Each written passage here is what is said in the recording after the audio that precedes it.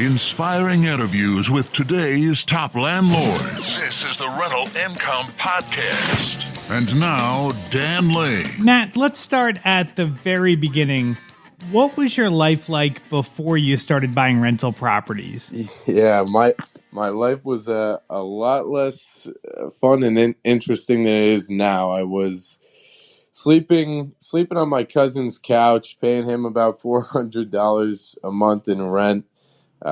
Waking up every morning around 5 a.m., taking a train into the city area, working, 8 to 10 hours a day, and then ultimately taking that same train back into town, going to sleep and on that couch and starting my day all over the next day, kind of on an endless loop there of work, wake up early, sleep on the couch, and keep it going. And then flash forward to today. What's your life like today? Yeah, today I luckily live for free in one of my 4 units, and I've got much more freedom of time and flexibility in my life. In the span of just 2 years, Matt went from barely getting by and living on that couch to building a rental portfolio that brings him in $15,000 a month in rental income. On the podcast today, we're going to figure out how Matt got the money to get started, how he built his portfolio, and how much of that $15,000 he actually keeps every month after all of his expenses. Joining us on the show today from Phillipsburg, New Jersey is Matt Amabile. We'll take a really quick break to thank our sponsors. We'll come right back and we'll talk to Matt. If you're looking for a quick and easy way to finance a rental property, reach out to Chaley Ridge from Ridge Lending Group. She has a loan program where she only cares about your deal. She doesn't need to see your pay stubs, your bank statements, or your tax returns. The only thing she's going to look at is the deal. She wants to know, does the property cash flow? If it does, she'll give you a 30-year fixed-rate mortgage. Now, the rates are going to be a little bit higher than a full doc loan, but it's still a great deal. She can close quickly, and there's no hassle. If you want to learn more, reach out to Chaley personally at ridgelendinggroup.com. That's RIDGE lendinggroup.com, NMLS 42056. A good deal on a rental property isn't going to last very long. To win properties today, you need to move quickly when a deal comes on the market, but it takes time to analyze a property. I want to let you know about an app where you can analyze deals on your phone in seconds. It's called Ask Rick, that's RIC for Rental Income Calculator. You can analyze a deal with the push of a button. You can figure out the rent, your mortgage payment, your expenses, and figure out the cash flow. If the numbers make sense, you can make an offer right there on the app, or you can send a calendar invite to your agent to see the property in person. Ask Rick is currently offering a free 7-day trial. Just search for Ask Rick in the App Store or go to Just Ask Rick. That's RIC. JustAskRick.com. Rental Income Podcast. Matt, so it sounds like you've done a lot in 2 years. Let's talk about your portfolio real quick. Tell me about your rentals. Yeah, sure. So I've got 6 properties at this point, split between New Jersey and Pennsylvania, mostly small multifamily. I have a 4-unit house hack. That was my first purchase. I have, and that's in New Jersey. I have 2 duplexes in New Jersey and a single family as well. And then over in Pennsylvania, I have a 4-unit and a 3-unit property over there. Now, 2 years ago, you were living on a couch, and I assume you were doing that because you probably didn't have much money, right? Mm-hmm. So how did you get the money to go from living in the couch to having this portfolio? Like, how did you do that? Yeah, so I really started learning about money and how I can get into a better financial position, because money was the issue there, and ended up switching jobs, increasing my income, and all the while taking a very keen look at my expenses to make sure I'm not spending money in any silly areas. And I just kept saving and saving until I could buy one. Okay, so you increased your income and then you would save that money, and that was your down payment to get into your first property? Yeah, that's correct. Awesome. All right. Well, let's take a look at some numbers real quick. And then, I want to talk more about your portfolio because I think you've really been smart about the way you put this together. But how much gross rent do you bring in for all of your rentals? Brings in 15,000 on a monthly basis. Okay. So now let's go through your expenses. So you've got your mortgages, principal, interest, taxes, and insurance. How much does that come out to be? That comes out to 8,200. $8,200 Okay. monthly. Now, for repairs, maintenance, vacancy, how do you account for all that? So I typically put 10% for repairs and maintenance, and that's 10% of the monthly gross rent. And I put 10% for vacancies as well. Okay. Do you have? I mean, I know you've only been out this for 2 years, but have you had much vacancy? Yeah, that's funny. New Jersey's a very, very high demand area, and we had a huge migration from New York. So we really don't. I haven't run into any vacancy whatsoever, actually. Okay, so you're putting that money aside in case you need it, whether it's to cover the mortgages or for repairs. Like are you just kind of putting that money into a savings account? Yep. Okay, so 20% off the top. So that's about $3,000 a month Correct. that you're Yep. putting aside. Okay, so $15,000 in rent. You have your mortgages of 8,200. You're saving $3,000 a month, so that leaves you about $3,800 left over every month. And what are you doing with that cash every month? Doing the same thing that I learned how to do when I bought my first property, just saving it and getting it ready to invest into the next one. Okay, so now you've got this machine that's just generating cash every month, and you're just saving up for down payments to continue to add to your portfolio. Yep. That's That's awesome. it.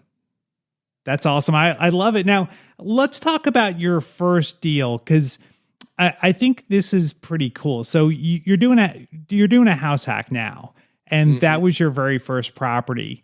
What made you do a house hack instead of just buying a regular rental for your first property? Yeah, I really wanted to ultimately live for free. I took a look also at Maslow's hierarchy. At the bottom of that triangle, there's food, shelter, and water. Those are your big needs, and I found that a house hack could help me to fulfill all those needs. Yeah, I mean, it's really smart. I mean, when you think housing is really everyone's biggest expense, it's, most people spend about 30% of their money on housing. So not having a rent or a mortgage payment, you've really just given yourself a 30% raise. Yeah, and that's how I look at it too, right? The whatever I'm saving on housing is also part of my cash flow, because if I wasn't saving that, I'd be spending it Right. somewhere else, or living on a couch or on my mom's, sleeping in my mom's Sure. house. Sure. Okay, so you've got the 3,800, and then are you able to save money from your job too? Oh yeah. Okay. The 3,800 actually, and I mean you could look at money from either side, but the 3,800 I can live off of that monthly. Okay. I could if especially since I don't pay housing. Right. Right. And Yeah. so everything else just kind of goes into a bank account. Awesome. All right. So that first deal you did was a house hack. Did the property need much work? Yeah, the property needed a full gut, $115,000 full gut renovation. Now, how did you come up with 115,000? Because I'm just thinking, all right, if you're saving money from your job, that's a big amount of money to come up with. How did you get the money for that? Yeah, it's actually really great question. I didn't come up with any of that money actually. There's a really powerful loan offering called the FHA 203K loan. So it's an FHA construction loan, and basically for 3.5% down, I was able to purchase the property, as well as roll in the $115,000 of renovation costs into the loan. Okay, awesome. Yeah, that's a great program, a great way to go. So what was your actual cash that you needed to close on that loan?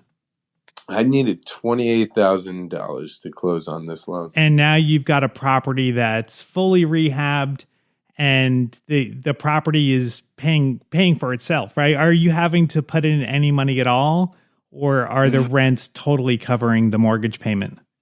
Oh no, the rents cover.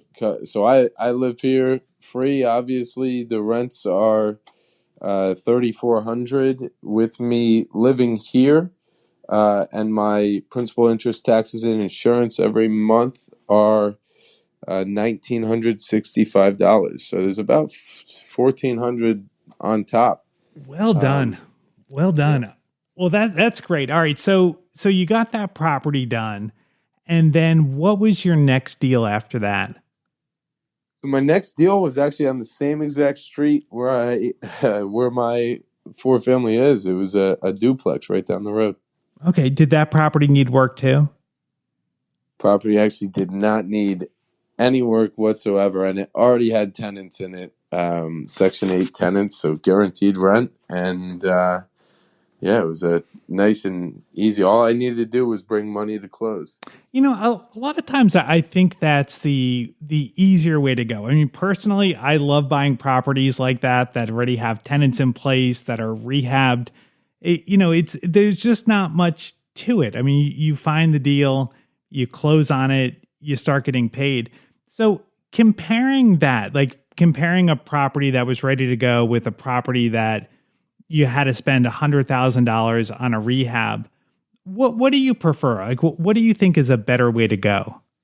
Oh my goodness. I would say that the having tenants there is so much easier. It's nice to buy a property and then day one you have money coming in. Mm-hmm. Sure is. But I think there's advocates for both sides as well. Like, if I knew exactly how to do my renovation, I probably could have gotten it done in 3 months, not a year and a half. So I think there's pluses and minuses to both sides, but Yeah. the fully occupied right when you buy it is much easier. Yeah. I mean, I guess like the upside to buying a property that you're going to rehab is you can create a ton of equity by Yeah. fixing the property up. So when you did your first property that you fixed up, did you create a lot of equity by doing Yeah. that? Yeah, so my loan, which again included renovation costs and the acquisition of the property, is at $262,000, and the valuation of the property is around $370,000 right now. Okay, yeah. So I mean, I guess that's the upside. Now, going through a rehab for a year and a half, did it really need to take that long, or do you think some of it was that you were brand new at this and you were trying to figure things out? Yeah, it's honestly being brand new. I had no idea what to expect, how to manage people, um, who I need to contact, the inspectors I need to have come. There's so many different learning lessons on that first deal, Yeah. first big renovation. So it could have taken me only 3 months, probably, maybe even less with the knowledge that I have now. So would you do it again? Like knowing what you know and seeing that it took a year and a half, and it's like a year and a half. You've got carrying costs. It's like there's a lot of expenses for a property that you're just sitting there to have a property sitting there for that long. Would you do it again? Like knowing what you know now? I would do it all over again a thousand different times, and that is me speaking from hindsight. Hindsight's 2020. I'm sitting here living for free, making $1,400 a month on this place, and Yeah. I love this asset that I created. All right. So for your other properties, are you putting down 20%? No, so I'm actually buying those other properties. I think every single property now that I've bought, I've only had to put down 10% on the acquisition side. I pay 8.5%, which is very high, but I only have to put 10% down. I can close very quickly on loans, and now that I can close very quickly on my loans, I can actually get much higher discounts on properties. So when I get these higher discounts, I'm able to refinance out of this high interest debt very quickly into long-term debt. Okay, so you're putting down 10%, and is that basically because you're buying properties so much under market value? Yeah, Okay. I would attribute that to it almost fully. Yep. Okay, so you're buying the property under market value. You're using hard money to buy the property. And then when you refi with your long-term financing, that 20% is there because the property has gone up in value. That's correct. Okay. Maybe let's walk through that, because I think that's a real interesting concept. Can we walk through one of the deals that you've done, just to make sure people understand? Because I think this is a really creative way to basically invent equity out of thin air. So for one of the properties that you bought using hard money, how much did you pay for the property? So this is my first duplex right down the street from my fourplex. I paid $160,000 purchase price. Okay, and that was the property that didn't need any work? Correct. Okay, so you used hard money to buy that property, and then you got a refinance done. So when the bank refinanced it, how much was the property worth? $220,000. Okay, so that house that's worth $220, you bought for $160. So that $60,000 spread there, that basically became your down payment. That is correct. That's awesome. I really love what Matt's doing. I think he's on a great path, and I have no doubt he's going to be really successful as he continues to build out his rental portfolio. There's two things that he did early on that I think were really critical to his success, and I just wanted to point them out real quick. But the first thing he did that was really right is that when he got the new job and started making more money, he didn't up his lifestyle and spend that money. And I think it's just human nature that as we make more money, we want to up our lifestyle a little bit and have nicer things. And Matt resisted that urge. He put that money aside and he used that as the down payment to buy the fourplex.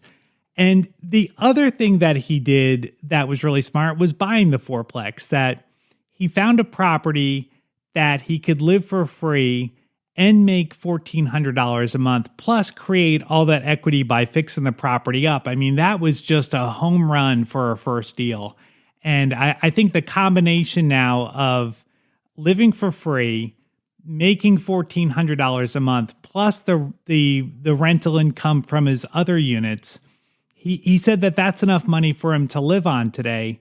And I think if Matt can really stick to that and live off of his rental income and save all of his W-2 income and use that to invest in more properties, I don't see how he isn't going to be a multimillionaire someday. I think he is on the right path, and I'm just happy to see that he's done so much in just 2 years.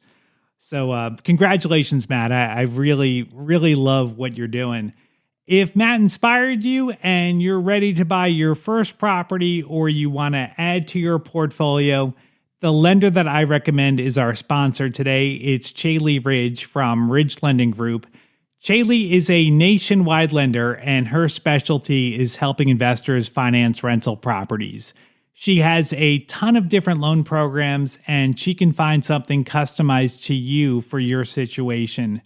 If you want to find out more or you want to set up a time to talk to Chaley personally, just go to ridgelendinggroup.com. That's RIDGE lendinggroup.com, NMLS 42056. Thank you so much for listening to the podcast today. Make sure you subscribe or follow the show. We put out new interviews every single Tuesday, and if you follow or subscribe, you'll get notified as soon as they come out. My name is Dan Lane, and this has been the Rental Income Podcast.